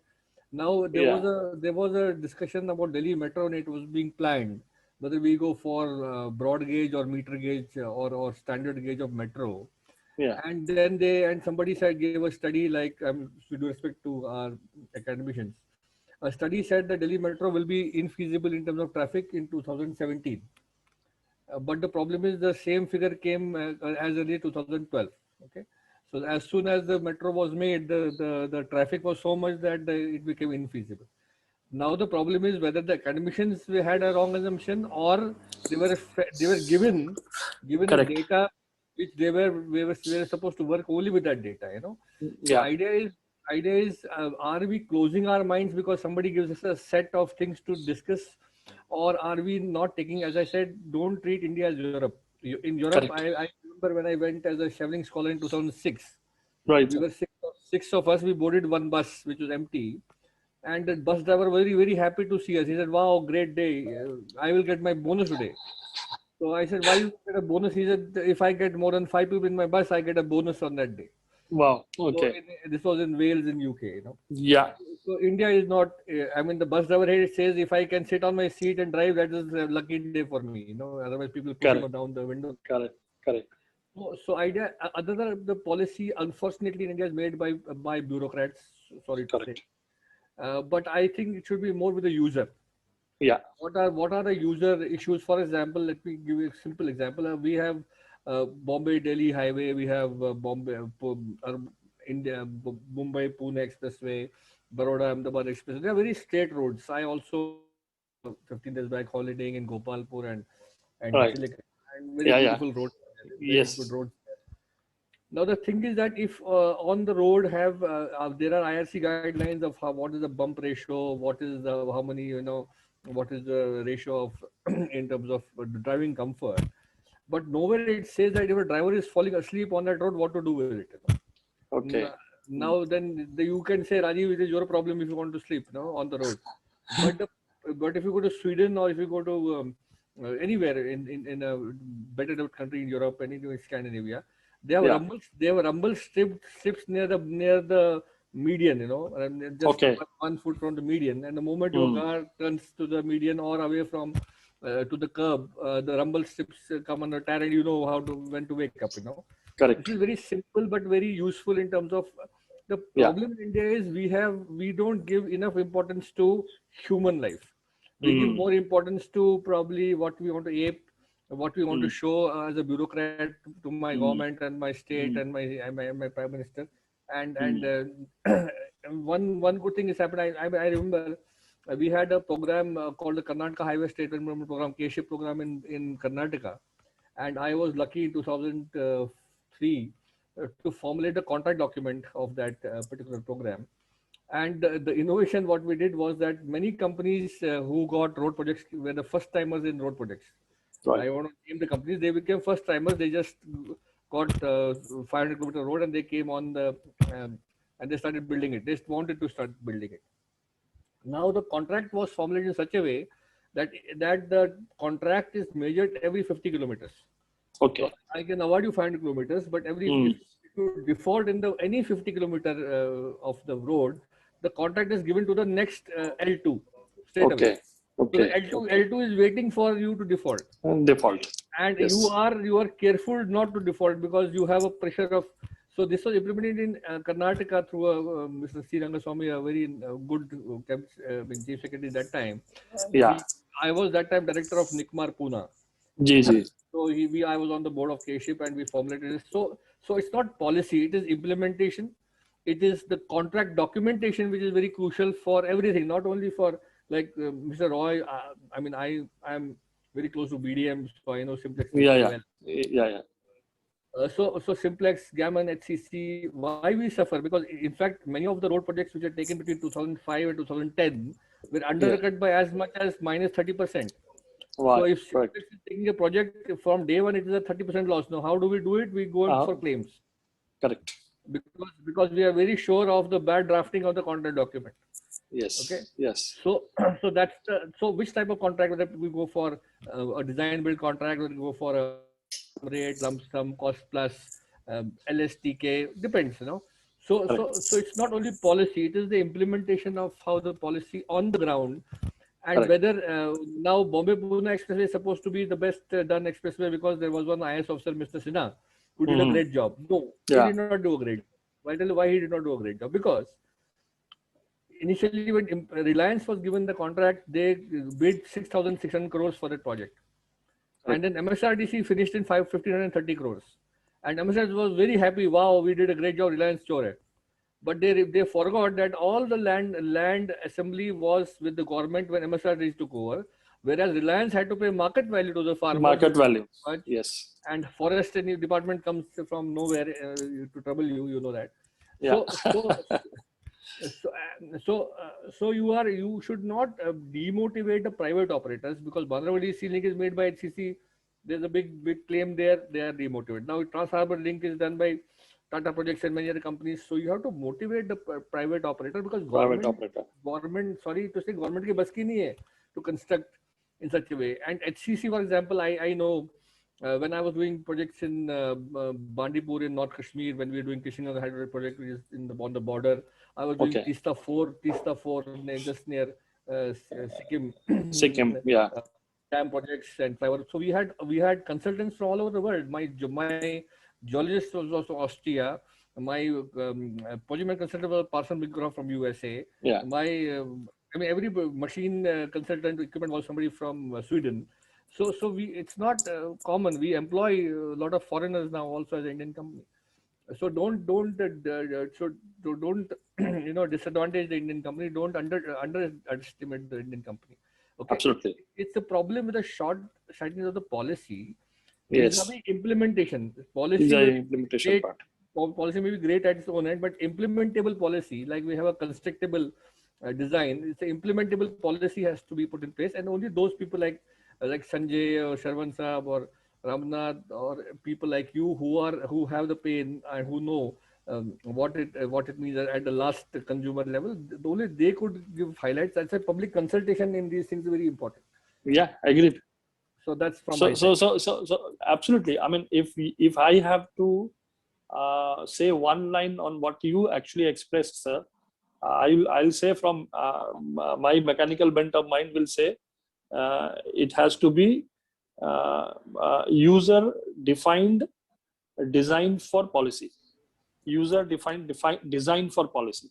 So if when we do a policy making, we have to design the policy keeping user as a center of all the activities. Absolutely. So it is like DFX, design for X, where X is actually user. So keeping user in mind. Yeah, absolutely. So very bullseye with you. I mean, Rajiv, what you have said very nicely. So I mean, we move on with this to our last question of the session, and it is to Mr. Ramnadh. The question is definitely will be of interest to all of us who are as a part of this teaching organization as an education institution, and it is, how do you perceive the role of education institution contributing in this next marking transportation sector, especially with respect to high-end R&D? And one cue which I take here is I've been discussing with Mr. Sanjoy over and over that in India, if I find in mining equipment maintenance of mining equipment, we have ISM Dhanbad. Now it is an IIT Dhanbad, IIT ISM Dhanbad, where there are certain courses. But when you talk about construction equipment maintenance and plant engineering maintenance, we have zero courses, no courses in the entire India. I'm just interrupting in between. Dr. Singh, as you know, we have taken people from you from last year and the year before and all these people. Correct. When they go to site, I've seen them in our projects also, numbers. They are a total loss because they don't know exactly. They have read a lot of things about mechanical engineering or whatever it may be, but once they go to the site, it's totally a different, absolutely different setup. It has nothing to do with the things which you may have taught there, but the maintenance part is there into actually. This is construction equipment maintenance is absolutely not at all. It's absolutely not there. Yeah. I will request you people to come up with something like that because you are from this academic actually. Sure. So not only here in your institute, you can propose elsewhere also where you have. Surely. But this because bulk of the students are coming into this field now. And absolutely. As I'm telling you, construction industry with all these high-speed rails and all these road work, which 25,000 kilometers of roads they are planning by 2023. Lot many machineries are going to come into this field, and lot many of your engineers, not only from your institute, from across the country, will be put into the jobs.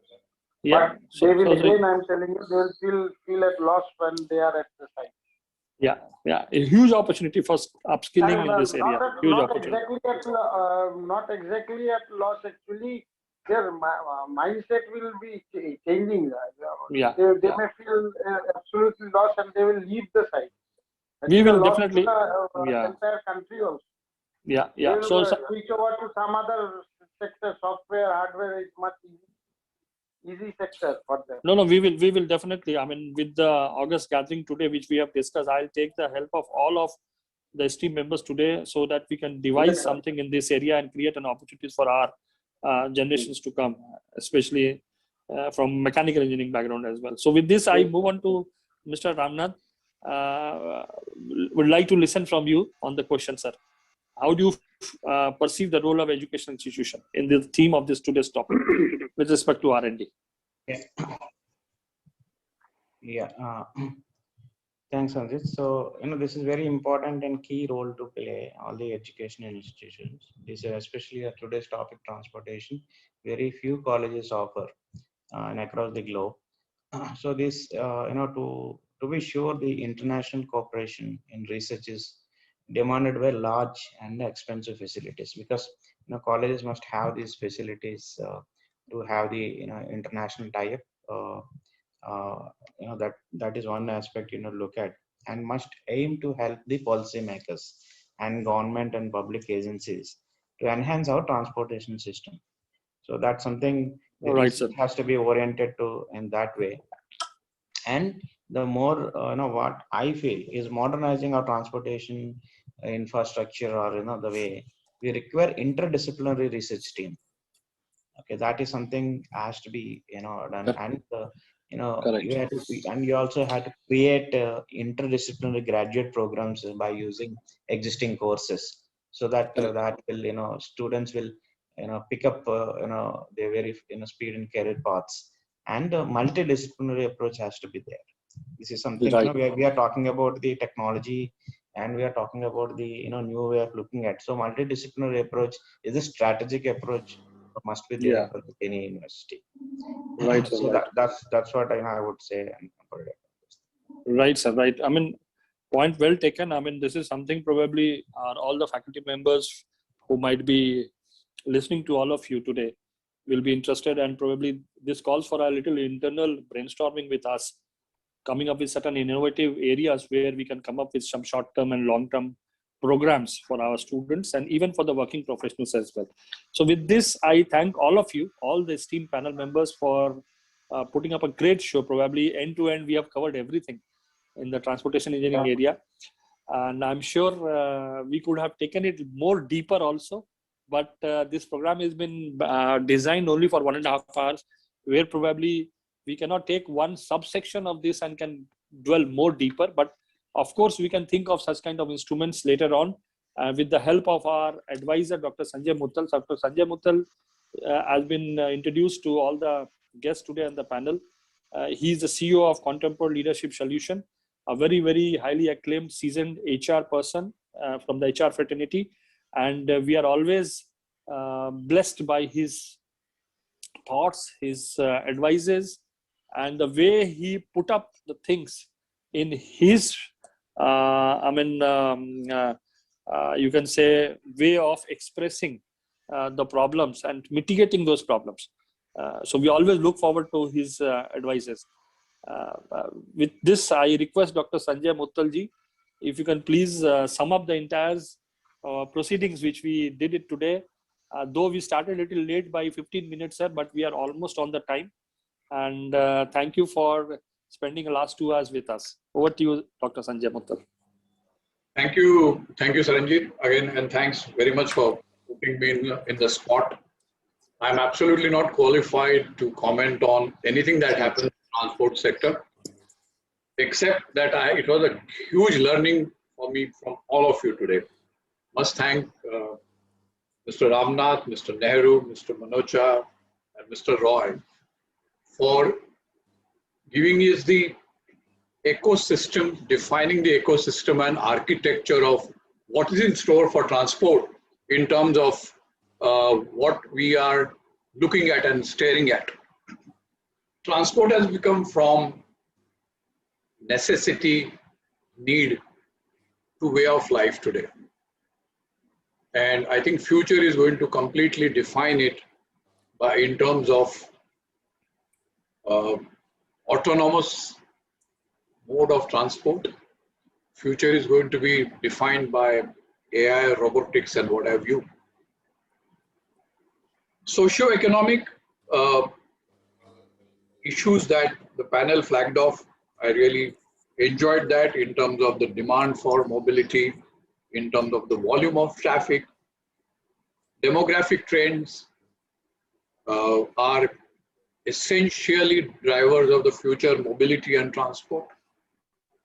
And the technological trend, where I'm very least qualified to comment on, because I think I have not spent enough time in the technology side. I'm more on the people side. But I really liked some of the thoughts that you gentlemen expressed here in terms of the autonomous vehicle, in terms of some of the live examples that you gave.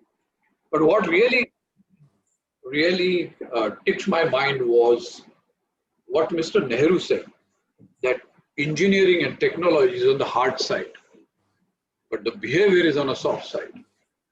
And I think that's what I want to spend a couple of minutes talking about, because I think the whole human race evolution is basis the culture, values, and the behaviors in that period of time that we live in. Now, all these behaviors get determined by the culture, the ecosystem that we live in, what you have versus what you aspire to have. Now, on the aspiration side, if I limit myself to India, we are really doing well. Every middle class has an aspiration to become a high middle class or HNIs or what have you.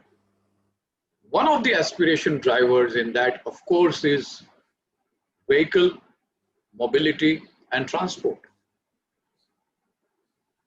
The challenge that we face, to my limited knowledge and availability, is for anything to evolve and develop requires consistency of thought process, consistency of policies, and consistency in terms of single-mindedness in terms of executing those policies. Somehow in our system, because of the governance mode that we follow, which is every 5 years elections, every state is an autonomous state in terms of deciding on the transport, etc., etc. Somewhere the consistency does not, it exists on policy but doesn't get in the execution side. And therefore you see flashes of brilliance somewhere. And we remain happy with that. Not long ago, construction of flyover was a huge achievement. And if you see the posters that would come during the next election, there will be 10 flyovers, pictures pasted, saying that we did this in our tenure. Now that's a piddly part of the entire ecosystem. Where is the consistency of thinking? If you want an autonomous vehicle on the road, that's what they're saying, that most part of the Europe and America will have autonomous vehicles, which means today I'm told that 94% of our vehicles that we use today are parked for some reason or the other. They're parked at home, they're parked on the road, wherever they're parked. When you have autonomous vehicle, it will be always in the use except for charging and service. Now that's going to give you huge space in terms of real estate, housing, infrastructure, so on and so forth. So what is thinking on that? Are we thinking on that? Are we even thinking of, simple thing like EV coming in, what are going to be the charging. There is a good plan there. I've kind of gone through that. But what happens in the state where there is a fluctuation in the electricity and so on and so forth. So all I'm trying to flag off is that consistency of thinking. You know, you start what is that called as bullet train project, and the farmers say we will not give you the land. Now these are very peculiar issues to our culture, ecosystem, and whatever you politics, geopolitics, and we are living with that. And therefore, some of these therefore needs to be customized to our kind of environment and ecosystem. And that's where I think experts like the gentleman that we have on the panel will have a huge role to play in influencing the policymakers and ensuring that something like this doesn't get tweaked by the whims and fancies of the people who really do not have any views on this. And therefore, for us to move into the next league, transport is definitely a differentiator. And I'm really glad that there is a very good thinking today in the current disposition that we have in terms of way forward. The challenges are will that get revisited again after 5 years? The challenge is there going to be a different policies later, and so on and so forth. So if we have our own peculiar issues in terms of, and believe you me, all this has impact on the behaviors of the people. What do you do even in a metro city, where after 10 o'clock on a one-way, the person starts driving from the other side? These are behavior issues. And you look, give him a stare, he gives you a stare back saying that, are you a joker that you are challenging me that this is one way and you should not come? It's that deep rooted in our own DNA. Now, for this to come out, I think the consistency is the only word that I can think of today in terms of. But I think future of transportation seems to be among us. And interestingly, most importantly, what's important is we have brain power to do that.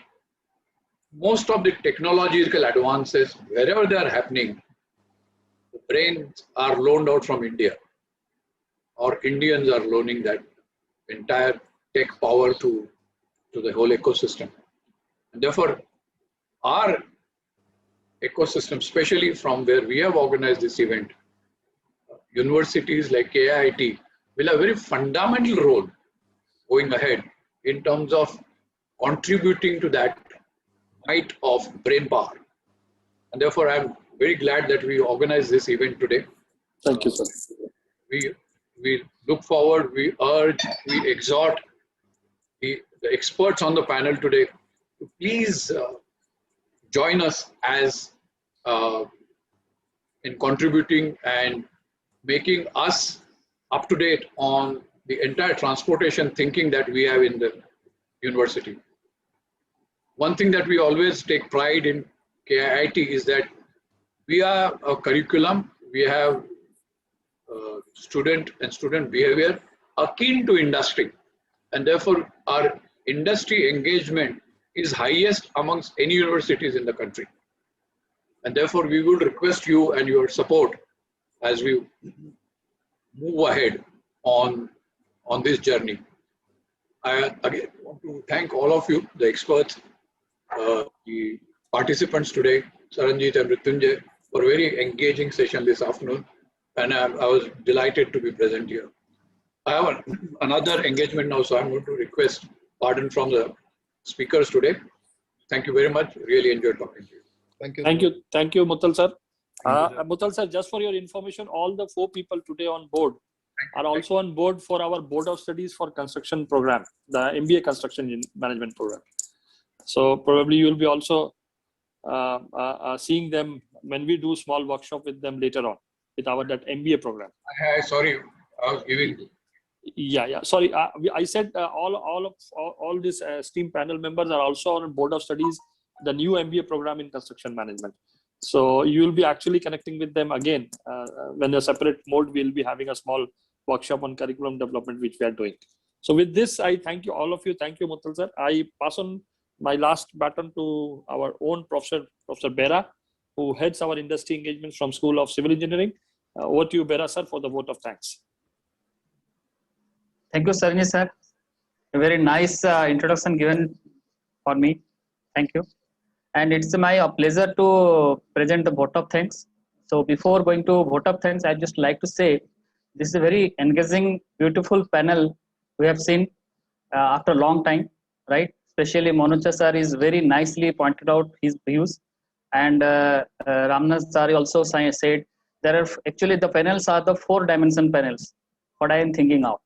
Right, the one dimension is saying about this, the property means the country economic growth versus the transportation growth. Right, is Ramnadh sir, he has pointed out very nicely.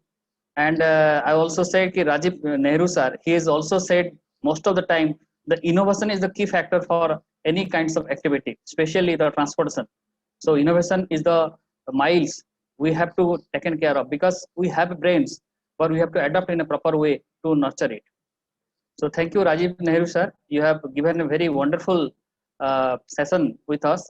And you are also mentioning about the characteristics of the transportation system, statistics of urban transport system, and transportation assets life cycle system. And lastly, you have talked about the beam. Beam technology can be adopted in the road constructions and transportation construction, so that we can enrich our work in a better way, right? And Manocha sir, he is also saying the beautiful things. The roads should be such that logistics can be reached to the persons very quickly. Very quick dispose of things can be possible with a good transportation system. And also he has given very futuristic approach. That is what is called a very strategic and planning aspect. That's one dimension, right? And thank you, Manocha sir, giving a beautiful comments with us, right? Namaste. And we have meet you after a long time, right? So we definitely look for you to be involved in our activities. And I definitely urge upon everyone that we are starting off one graduate talent development program in special and transportation engineering. That is what we have created this one. And we bring you to this platform to discuss vividly about the transportation engineering. So we definitely help your support in respects of lectures, in respects of our students' growth. So I need your support in all respects. So similarly, I also give my special thanks to Sanjoy Ray sir. He is a well-known person, right? Senior Vice President Simplex, and he has taken one dimension, that is a new technology. Adoption of new technology will be the speed and the quick delivery of the transportation in the transportation. So like pre-stressed concrete panels, right? Then plastic methodology can be adopted, industry waste. So in this respects, I'll just categorize my think in a project management concepts. Means project management has a 5 basic steps. One is planning, scheduling, monitoring, updating, monitoring, execution, monitoring, and updating, the 5 things. So in the planning stage, I definitely say our IC teams, especially Mrutyunjay Ray, our Dean, Professor Mahibullah, Professor Dipti, all IC teams, they are accumulate at a particular point and discuss about how to create this civil KweetTalk in a better way. So at the same time, scheduling point of view, I'm saying Mrutyunjay Ray sir, he has gone very excellently scheduled and connected to everyone to bring to this form. And at the same time, execution stage is only the 4 panels hero in that case. So I definitely respect everyone, give my special thanks to them that our execution has done excellently well. And the 4th one is monitoring, and monitoring by the only one, our Saranjit Singh sir. He has done nicely monitored the whole events, right? And at the end, updation and closing part, and Sanjay Muthal sir nicely close it with all voice, all kind of talks with that. So that's why it's my think that this project management concept can be adopted anywhere else, right? In transport sector or in all sectors.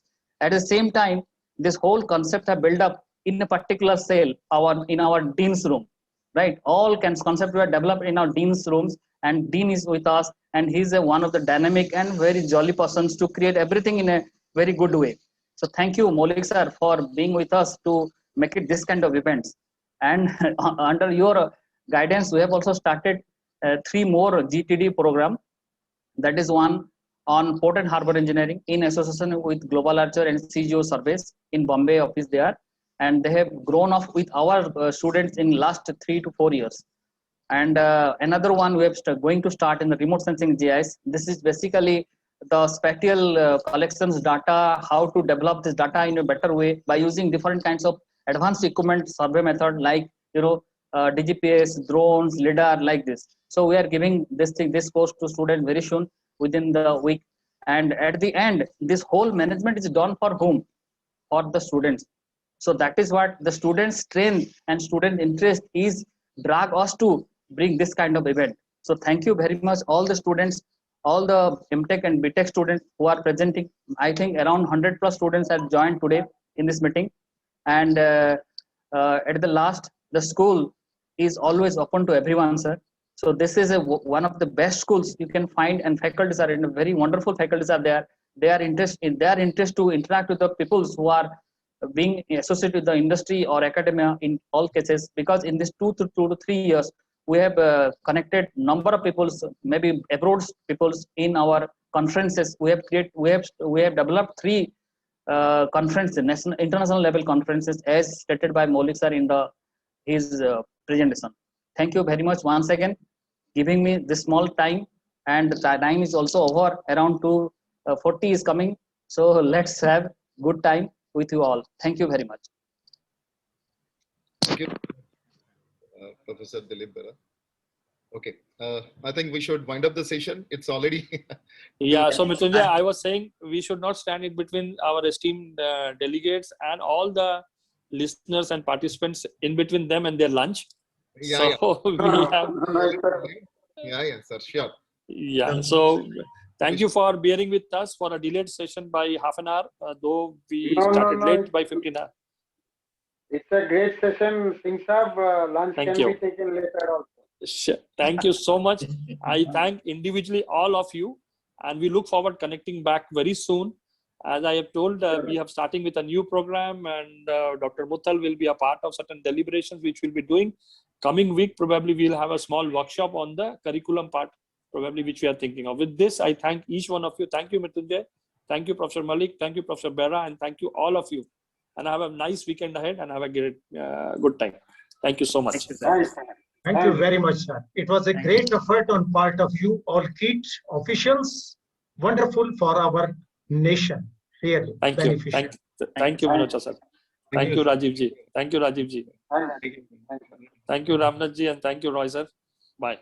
Take care. Thank you. Bye. Bye.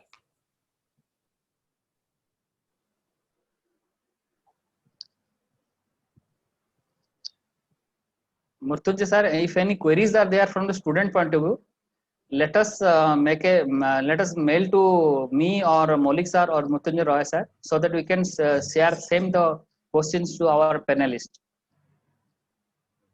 Right. I think we may mail some link to the students so that they can raise their queries. And they can give us a mail in our mail ID or WhatsApp also. We can note it down and send to the panelist for their answer. Okay. Sure. Thank you very much, students, for you.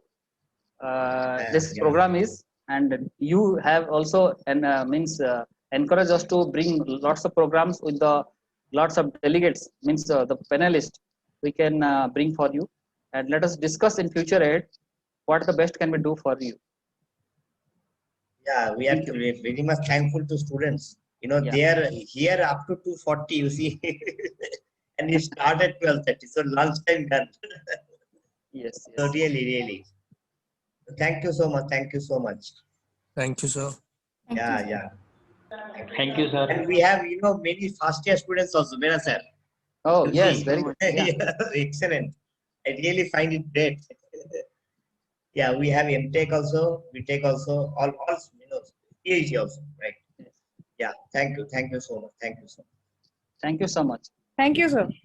Thank you. Yeah. Thank you, sir. Thank you, sir. Thank you, sir. Thank you. Thank you, sir.